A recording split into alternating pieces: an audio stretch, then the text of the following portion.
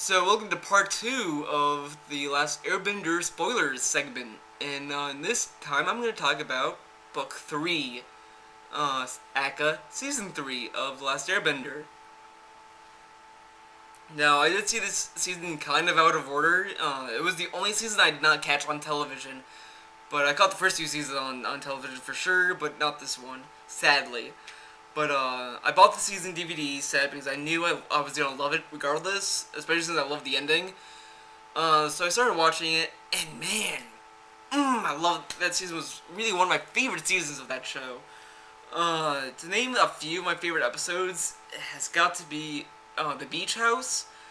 The episode I really liked because of it really developed these characters very well of Zuko, Azula, and Tylee and May, where you kind of see where they're coming from and how their baggage, which I thought was really cool and interesting, and it developed a lot of stuff with these characters and did a lot with them.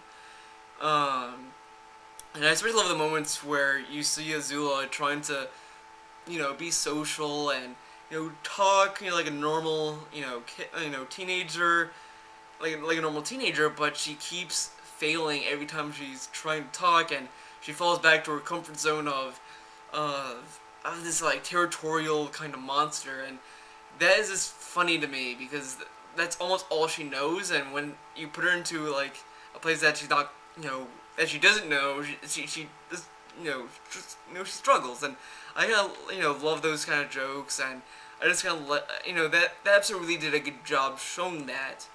And unlike book 2, in my last video where I said I felt that in the flashbacks they tried too hard to make Azula insane or just whatever, but in season 3 I think they did a better job with handling that kind of tip off, where in the beach episode she wasn't really insane, but you kind of have this feeling that, man, if she can't handle a social environment or anything, and the way she's talking, and it's so weird, and it's a little bit off-putting, but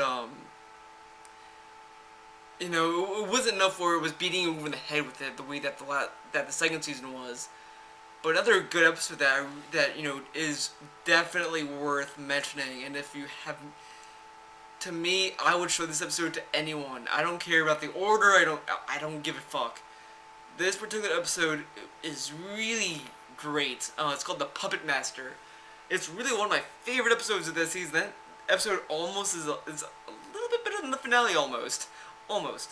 But yeah, what I really liked about The Puppet Master was this creepy, atmosphere that it kept giving off, where they met this old woman named Pama, and Sokka was instantly creeped out by her, and saying was like, something's wrong with her, and there's something that she's not telling us, something that's creepy or whatever, and you don't really know what how creepy she is, but once you realize and the things that I also love about that episode is that they put little hints in the episode.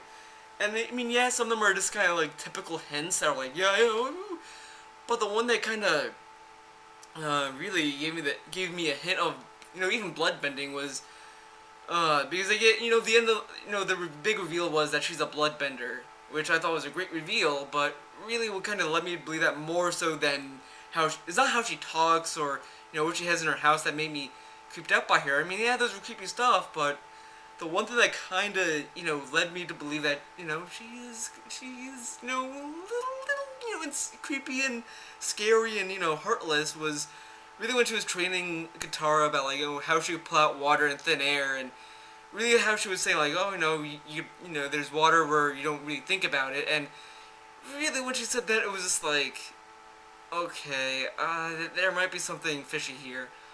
And then when they go see these nice little beautiful flower field, whatever, and Palma takes the water from the plants, thus killing the plants. Katara was like, oh man, poor flowers, they're dead. And Palma was just like, they're just fucking flowers. And it was just like, yeah, there's definitely something amiss here. And I kind of loved. To me, that was you could argue that it was not subtle, but it was a nice, at least attempt to make it subtle, where you don't really think about her reaction to killing those flowers, where it was like, who cares? It's like, okay, there might be something wrong here. But really, when she introduced that, hey, I developed bloodbending, it was so eerie, especially after when Katara was like, I don't want to I don't want to do that. It's too much power, and Pama kind of forces her into a situation where she kind of had to bloodbend. And it just ends on such a down note that I thought was just, which made the episode perfect. There was really anything that, made me just sit there and it's like, I want this episode to be over. I thought that, ending was a great payoff to such a great episode. But yeah, there's there's some good episodes as well, like the two-parter of the Eclipse. I thought was a good two-parter where they planned their invasion, and Ozai, Fire Lord Ozai wasn't where they were thinking, and it was instead Azula, and Azula's it was cool to see that kind of failure on their part. It was interesting and rewarding, and then. But yeah, that it's a good episode. But another great episode that I'm gonna talk about is the finale, mainly the one where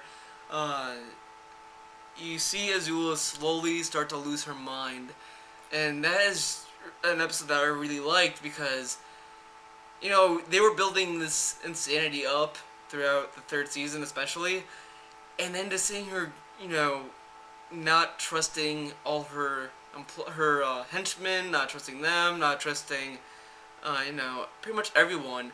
I thought it was just so cool, and especially the scene that I really wanted to address was the one where, she's cutting her hair or, whatever, and then, her mom is in the reflection of the mirror telling her, like, oh man, you have such beautiful hair. I will never miss my daughter's coronation and blah, blah, blah, and, and then Azula was just like, yeah, but you think I'm a monster, you're just, saying this stuff, you never loved me, and, she starts getting really sad, and she, breaks the mirror in frustration, and then the camera pans out to reveal that she wasn't there.